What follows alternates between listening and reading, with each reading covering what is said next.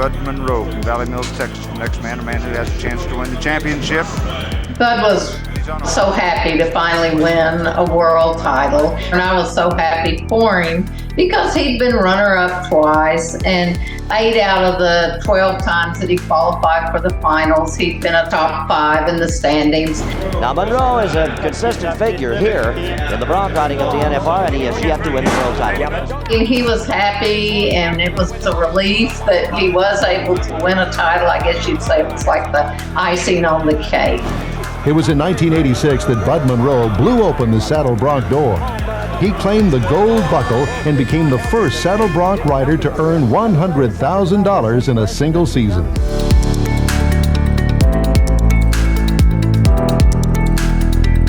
Bud and I were so fortunate that it did work out. We did rodeo together most of the time, you know, that we were married the years that I was going, and we were able to do it together, and that made it special. And it's not always like that, you know, where you're able to do it with your spouse. Yeah, good ride. And that's when ABC was televising the last performance.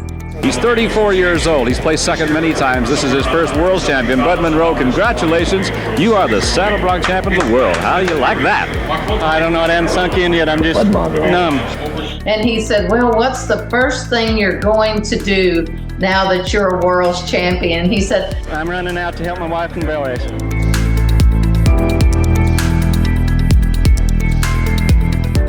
It was a great place, and you know, Las Vegas events have done such a tremendous job in building the national finals into the event that it is today. And it was very exciting to be in Vegas at the national finals. An 80 score for Bud Munroe, 80 now from Valley Mills, Texas. He becomes the leader.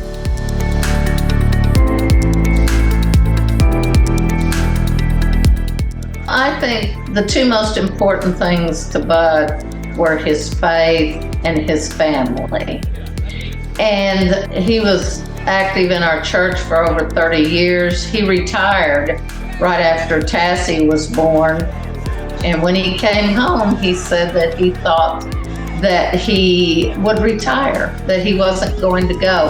And because he didn't want to miss anything about Tassie growing up, and he didn't. He was there for the first step she took, the first word she said.